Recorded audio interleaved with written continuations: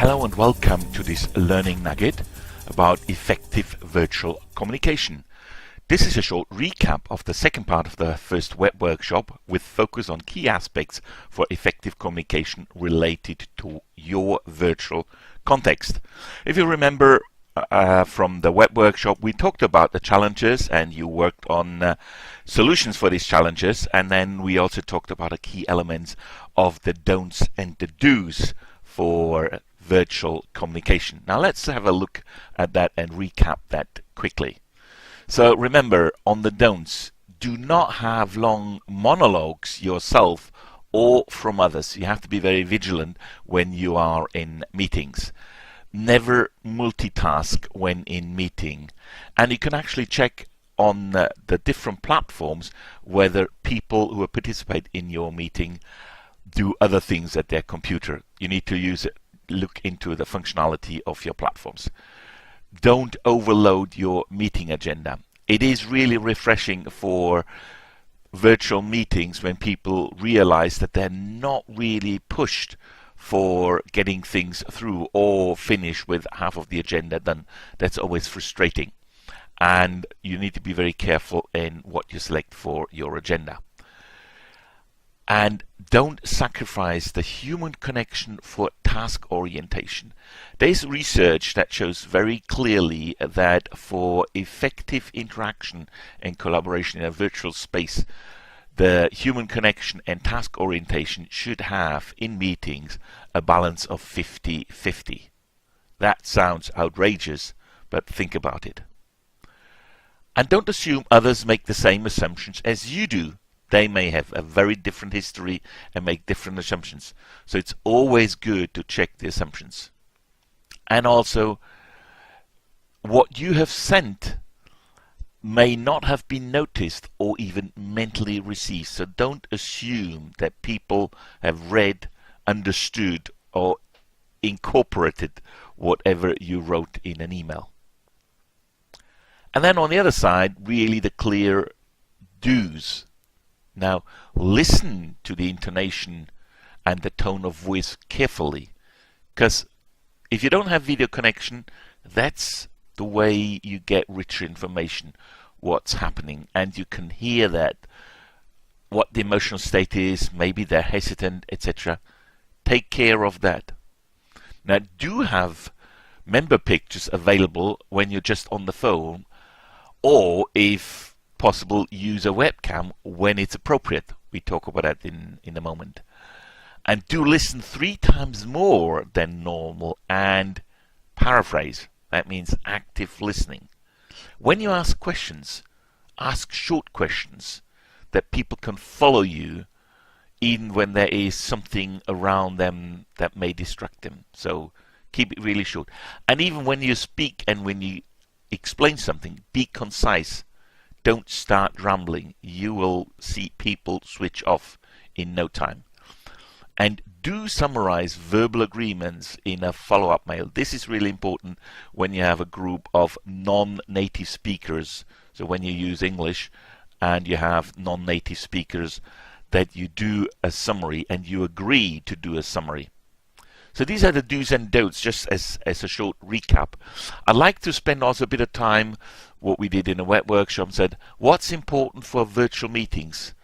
I'm convinced, from my experience, there are a number of things you should keep in mind to make them really effective. So the key principles to manage virtual meetings is, first, always start with the relationship. Remember what I said before? Task and relationship. Some people say you need 50-50.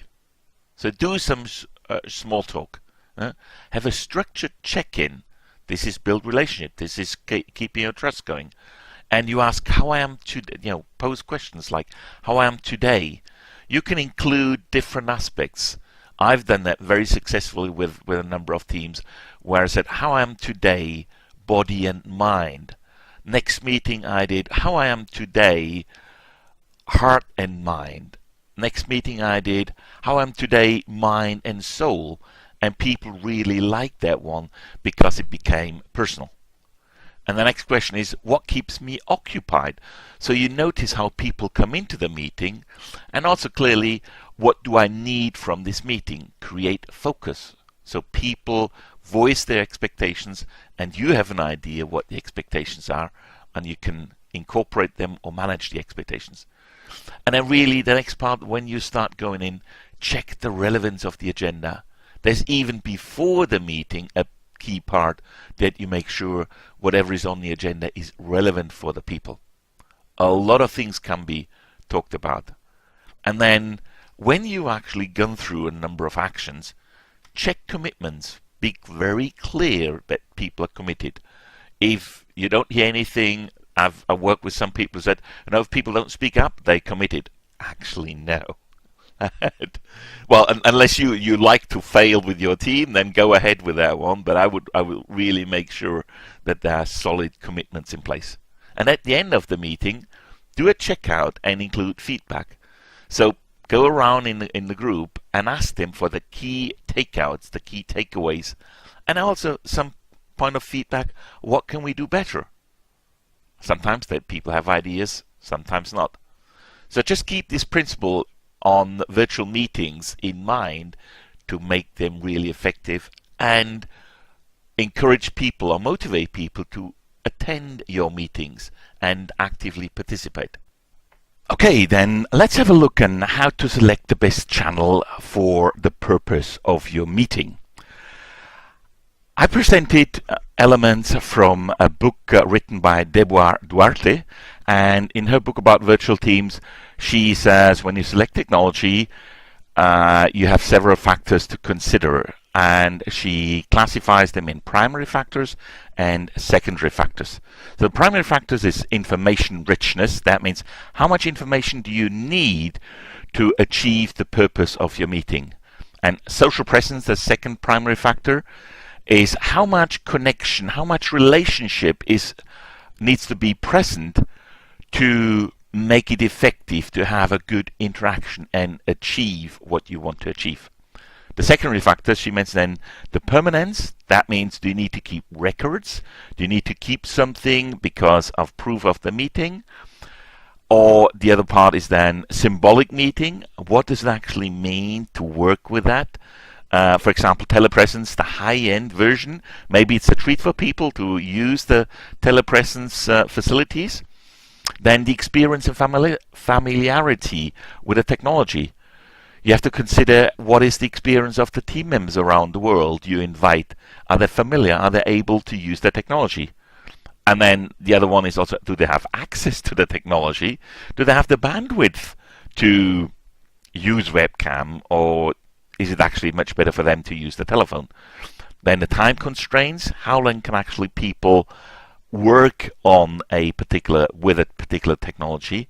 Or it's also the time zones. Where are they, and etc. And then last one is culture. What functional organizational culture is there in terms of how people communicate, what they used to use, etc. Now let's focus on the two primary factors and go to the chart on the right hand side. The x-axis, there's social presence, and the y-axis is information richness. So for example, if you want to discuss a specification, do you really need to see people? It may actually distract from the purpose, seeing them or seeing the background of their video, whatever, and therefore you may actually have a screen sharing with no video and discuss it. You could do it possibly in email or whatever, and then maybe you share some experiments, results of experiments. Maybe that's just in a wiki or in SharePoint, or you want to exchange a few things quickly. Then you could take a chat function, Messenger, whatever. But then maybe you have a conflict in your team, and you need to really carefully listen and observe how people react, what emotions are present. So that's where you need high social presence, but not a lot of information richness. Okay, so that could be then a Zoom session or any other video combined exchange with voice over IP. And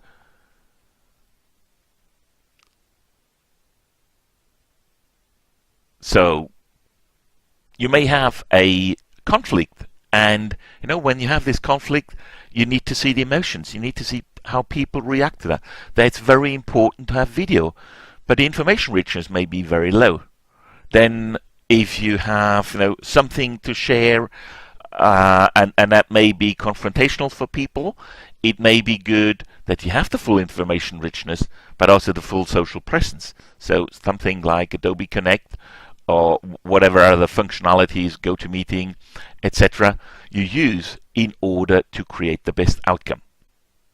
So this is just part of what I think you should consider when you plan your meetings and think about the objectives and what technology do you really need to achieve the outcome.